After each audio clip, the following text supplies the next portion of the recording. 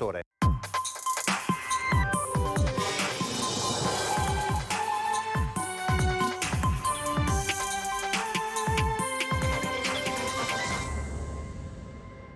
una cosa che ho ancora qua, non ho mai dormito tutta la notte. È stata una scena straziante quella che si sono trovati di fronte residenti e operatori del soccorso poco dopo le 8 della sera in via Lungopiave Superiore alle porte di San Donà, a poche decine di metri dal Ponte della Vittoria. In questa Seat Ibiza azzurra viaggiavano in 5, tutti poco più che ventenni, amici di lunga data, un passato e un presente nel gruppo scout. L'auto, partita da poco dal piazzale delle scuole, era diretta verso il centro della cittadina. La serata doveva ancora iniziare. Quello che è certo è che la traiettoria della Seat è come impazzita, sbandando è andata a finire contro il guardrail che a sua volta si è conficcato nella parte posteriore dell'abitacolo. Sono morti così nel modo più atroce Maria Chiara Guida, 20 anni, e Alessandro Polato, 23. Il botto ha richiamato immediatamente i soccorsi, un allarme generale che ha portato sul posto gli uomini del suo M118 partiti dal vicino ospedale, vigili del fuoco, carabinieri. Estrarli dalle lamiere non è stato facile, interdetta l'area. Mentre per Maria Chiara e Alessandro non c'era più nulla da fare, gli altri 3 sono stati portati al pronto soccorso. 2, il guidatore e l'amico che si trovava a lato passeggero, sono stati dimessi dopo poche ore. Il terzo, seduto sui sedili posteriori accanto alle 2 vittime, è ricoverato in chirurgia ma fuori pericolo. 6 persone tra pubblici funzionari, imprenditori e liberi professionisti sono agli arresti domiciliari per reati contro la pubblica amministrazione. L'operazione, svoltasi all'alba, ha visto in azione i carabinieri del nucleo investigativo di Venezia. Un'indagine lunga e complessa iniziata nel 2019 dopo la denuncia del proprietario di un terreno, contattato dai pubblici amministratori che gli avrebbero proposto il cambio di destinazione d'uso per renderlo edificabile, pagando una tangente, al fine di realizzare una RSA a Santa Maria di Sala. Gli accorgimenti che venivano utilizzati erano quello di privilegiare incontri all'esterno. Infatti proprio il primo episodio, quello di cui siamo venuti a conoscenza, l'incontro è stato propiziato in un bar dove per l'appunto è stata fatta la richiesta di questa somma non dovuta, definita appunto un delta da corrispondere in nero. Visto il rifiuto dell'imprenditore con conseguente segnalazione ai carabinieri, i pubblici ufficiali si sono rivolti ad altri proprietari di terreni per far diventare edificabile un altro lotto comunale. Il progetto infine è naufragato per la mancanza dell'ok da parte della conferenza dei sindaci dell'area e dell'Ustre Serenissima estranei alla vicenda. Io lo ricordo con questi occhi azzurri seduto nella sala sotto qui del palazzetto comunale, quando poi ha chiesto la parola per dirmi: ma allora concretamente come facciamo per una certa attività che volevamo fare? È scossa come tutta la comunità di Cavallino Treporti la sindaca Roberta Nesto, ricordando Gabriele Costantini, il suo concittadino scomparso assieme alla compagna Solveiga Kemzurait, travolti da una valanga durante un'escursione in Valle Aurina in provincia di Bolzano. Io ho avuto modo di conoscere Gabriele perché lavorava per un camping e veniva spesso in comune per un po' d'anni, quindi ho apprezzato la sua professionalità, la sua serietà, ma anche la sua simpatia. Quindi veramente è un dolore di tutta la comunità. Ho sentito stamattina la sorella e speriamo che riescano a portare le salme presto a Cavallino Treporti. A Cavallino Treporti Gabriele e Solveiga erano molto conosciuti e benvoluti da tutti. Stavano costruendo un futuro assieme in una casa nella zona di Riogrando, a Punta Sabbioni.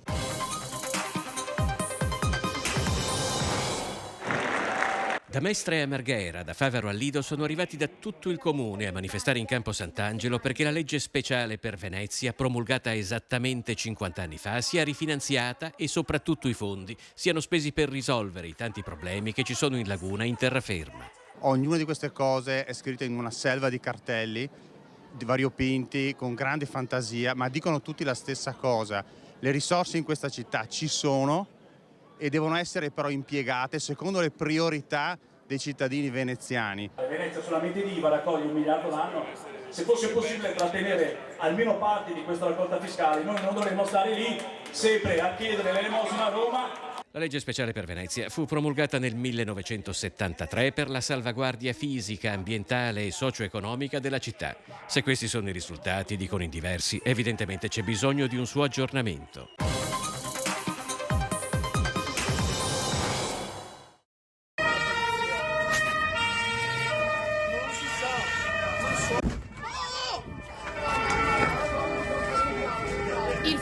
lo scoppio, una colonna di fumo nero visibile a chilometri di distanza. È un venerdì pomeriggio da bollino rosso per la città di Venezia. Poco dopo le 14:30 i vigili del fuoco sono intervenuti sul Ponte della Libertà per l'incendio di un bus TVO che effettua il servizio di collegamento tra l'aeroporto di Treviso e Piazzale Roma e diretto proprio a Venezia. Era partito alle 13:15 da Treviso e dopo una sosta a Mestre in cui sono scesi quasi tutti i passeggeri è ripartito per Venezia con 8 persone a bordo. Il conducente, accortosi che qualcosa non andava, si è fermato facendo scendere tutti appena in tempo. Poi l'esplosione. Lui stesso, con sangue freddo, ha provato a spegnere le fiamme con l'estintore in dotazione, ma ormai divampavano.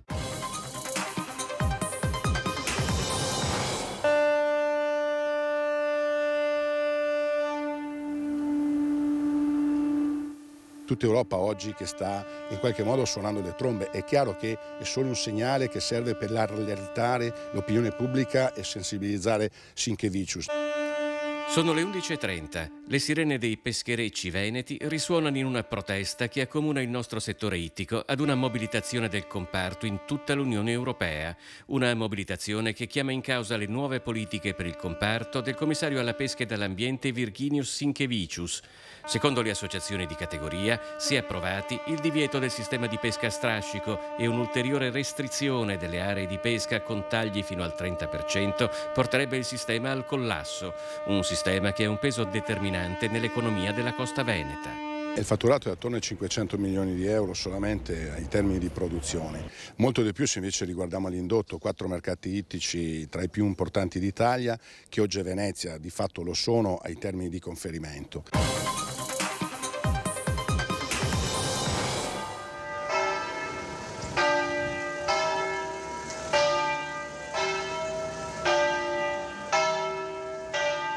Quando sul sagrato della chiesa di Favaro Veneto arrivano le 3 bare, è un'intera comunità a trattenere il respiro e ad abbracciare con il cuore Elena Potente, mamma del piccolo Mattia, compagna di Marco e figlia di Maria Grazia, le 3 vittime della strage di Santo Stefano di Cadore. In chiesa Elena è accanto all'altro sopravvissuto alla furia dell'Audinera guidata da Angelica Hutter, il padre Lucio, si sorreggono l'un l'altra, gli sguardi fissi sui feretri, lo strazio.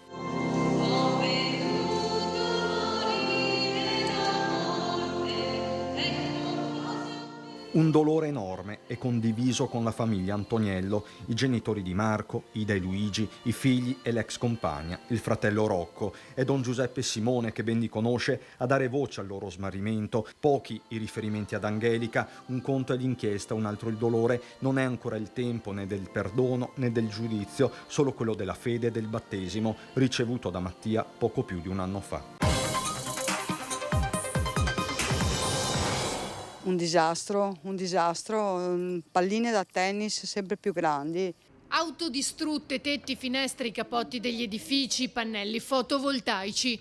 Il maltempo, una commistione micidiale di vento e grandine ha colpito ancora una volta la riviera del Brenta. Strappia, Niga, Camponogara, Campolongo, Fiesso d'Artico, Fossò, Chioggia. Ma ad avere la peggio ancora una volta è stato il comune di Dolo. Nel tempo di qualche minuto sono proprio scese dal cielo dei pezzi sembravano pietre vere e proprie. Poi quando mi sono resa conto che era grandine volevo riparare l'auto e non ho nemmeno fatto in tempo, perché era veramente, per 10 minuti io ho veramente vissuto l'inferno dentro l'abitacolo dell'auto. Ho visto 2 alberi in parcheggio che si stavano sradicando, ho deciso di aver coraggio e di entrare in casa, e mi sono proprio capitate addosso, tra l'altro lasciandomi dei grossi lividi oggi. Partito qua e tutti i danni sono finiti sui copi. Io cascare i copi bisogna stare attenti. E porte davanti dei bambini non so per chiudere. Scenario apocalittico qui a Dolo, difficile non tornare con la mente a quel luglio del 2015, quando il tornado ha devastato questo comune e altri della riviera del Brenta. Guardate quest'albero, è stato completamente sradicato dal terreno.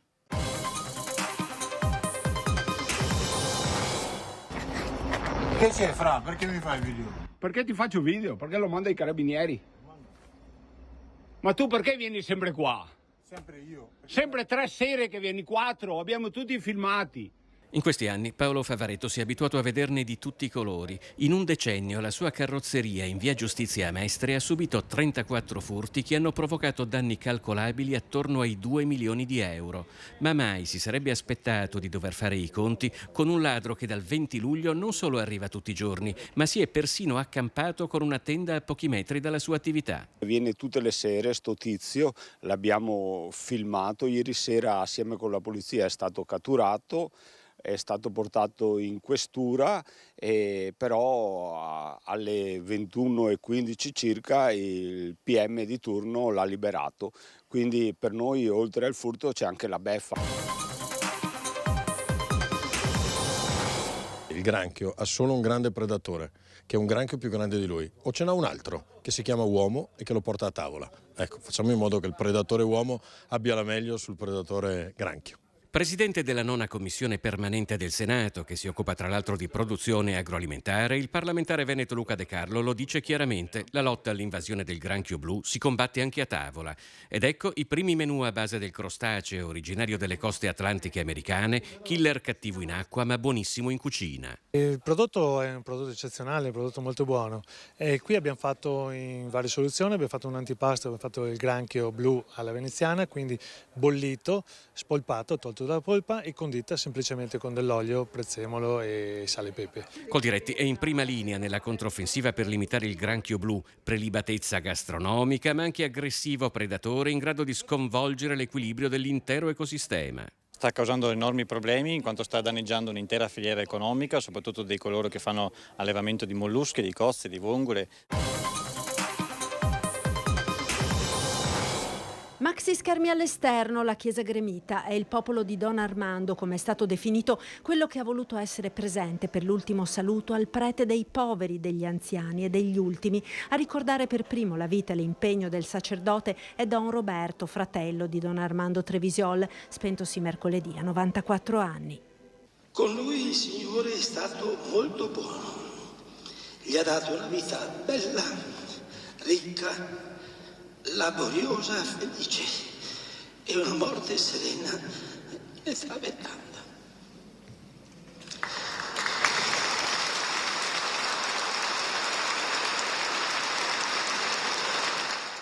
Una quercia sempre sul pezzo, lo definisce il patriarca Moraglia, ricordando quanto l'opera di Don Armando sia stata significativa per Mestre ed il patriarcato. Don Armando, desidero sottolinearlo, ha sempre amato i poveri e li ha amati così come erano, ma ha anche amato il bello e perciò desiderava che la povertà fosse dignitosa e quindi voleva che fosse sempre accompagnata dal bello. E i centri da lui creato dicono anche questo. Sono le 19:38 e 28 secondi del 3 ottobre.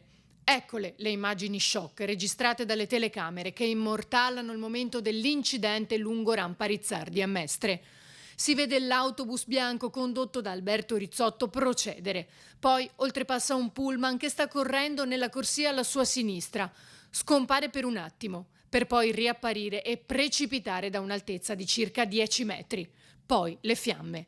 Tutto in pochissimo tempo. Immagini che lasciano senza parole. 21 deceduti, tra cui 2 minorenni non ancora identificati, ma riteniamo che siano davvero minorenni, e tra questi 7 sono stati identificati, 5 ucraini, un italiano che è l'autista, un tedesco e quindi 7 al momento identificati.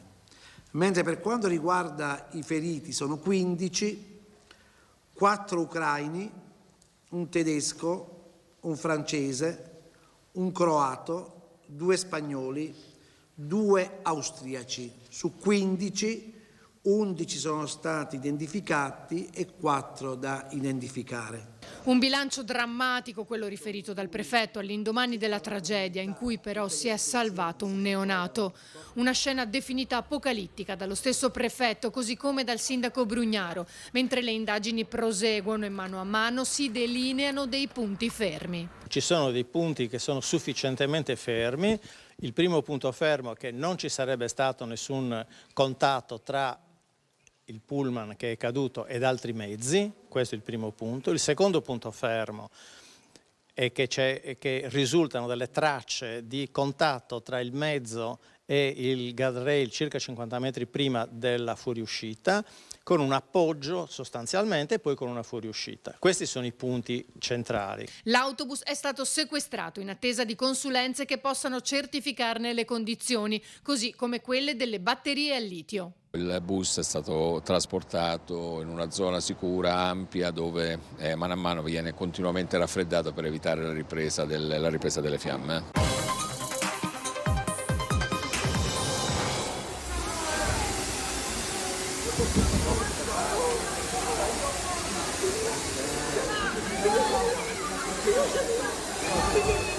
Oh, piano! Con un boato improvviso sono le 9 di sabato sera quando a Mestre un autobus elettrico della linea esce di strada schiantandosi contro la colonna di un palazzo di 6 piani di via Carducci, provocando 13 feriti, tutti fortunatamente non gravi. Dopo la strage del cavalcavia è il secondo incidente che in poco più di 2 settimane coinvolge lo stesso modello di autobus elettrico della società privata che svolge per il Comune di Venezia il servizio di trasporto pubblico in alcune tratte, un fatto che ha avuto immediate conseguenze. Si è ritenuto di far sospendere tutti gli autobus di questo tipo e per fare un accertamento adeguato. Un pensiero ai feriti, per fortuna nessuno di grave, e poi saranno le autorità competenti a capire il motivo di questo incidente. Per fortuna nessun ferito grave, ma una linea prudenziale che ci sembra assolutamente doverosa. Il vento qui a Bibbione è fortissimo, il cielo è grigio e la mareggiata si è mangiata gran parte della spiaggia, come vedete, arrivando fino a questo ed altri chioschi. Il maltempo si è abbattuto soprattutto lungo il litorale più a est. Almeno 4 i chioschi finiti sott'acqua, in particolare il Lilli in prossimità di Piazzale Zenit, ma anche il K Beach, il Luna e il Gabbiano. Uno scenario di devastazione, un vento fortissimo che smuove l'acqua e gli alberi circostanti con i rami caduti a terra.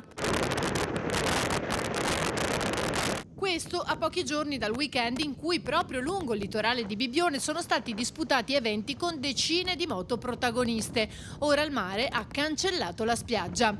Eppure chi conosce la zona non è troppo sorpreso, qualcuno lo trova anche folcloristico. Di sera noi abbiamo la casa qua vicino, via Stella Polare, si sentiva tantissimo il mare. Noi non siamo usciti ma si sentiva il rumore del mare. L'appello che facciamo è chiaramente quello ai ragazzi di contattarci o di tornare spontaneamente, non sappiamo dove siano esattamente e chi li vede di contattare o le forze dell'ordine, il 112 o comunque i numeri che sono girati. L'auto è sempre la Fiat Punto nera targata FA 015 YE. Che si faccia sentire, perché si faccia sentire, ci dia notizie di lui e della Giulia. Siamo preoccupati e vorremmo che ci contattasse e qualsiasi cosa sia successa noi lo aspettiamo, gli vogliamo bene a lui e alla Giulia e che ritornino. È un appello congiunto, disperato, quello dei genitori dei 2 22enni di cui non si hanno più notizie da sabato sera. Si sono ritrovati nella casa di Giulia, in via Aldo Moro a Vigonovo, il papà Gino insieme a Nicola ed Elisabetta, i genitori di Filippo, uniti nell'angoscia di queste estenuanti ore d'attesa, sussultando a ogni squillo del telefono.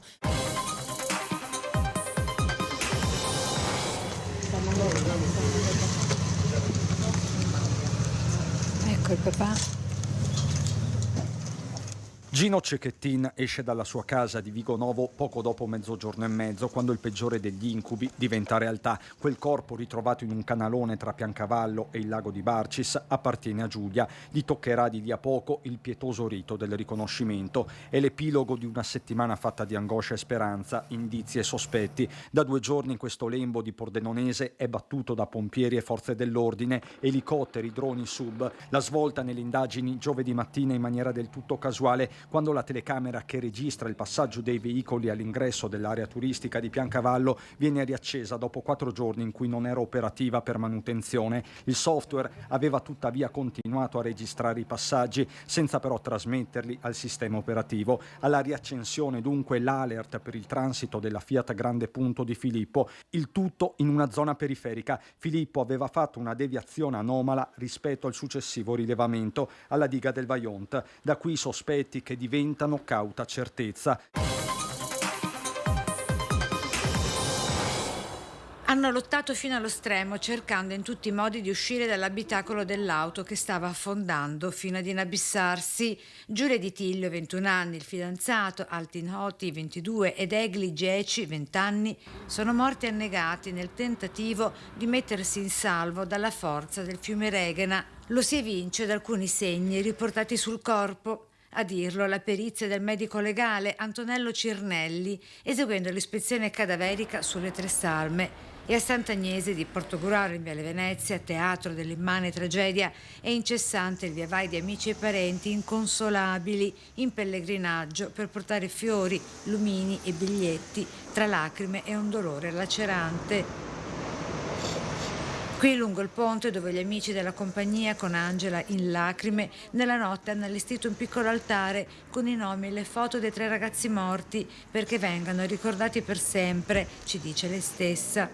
Lì i genitori di Altin hanno perso 2 figli.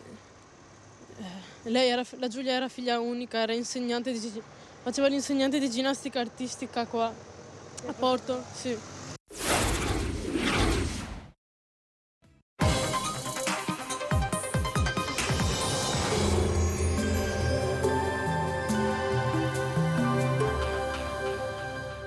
Il Piccolo Scavo è specializzato nella realizzazione di impianti fognari, sottoservizi per utenze e adeguamento fognario alla rete consortile.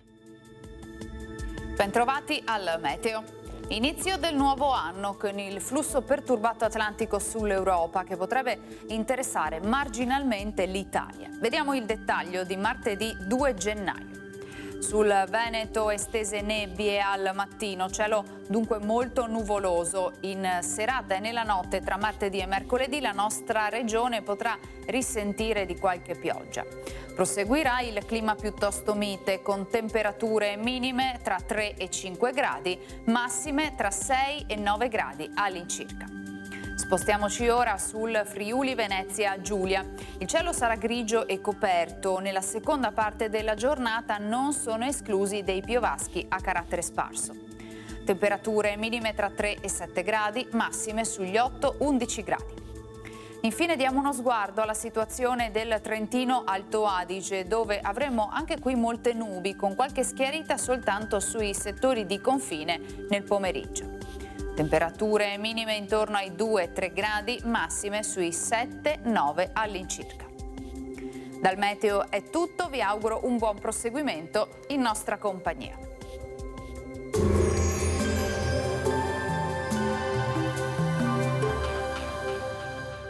Il Piccolo Scavo è specializzato nella realizzazione di impianti fognari, sottoservizi per utenze e adeguamento fognario alla rete consortile.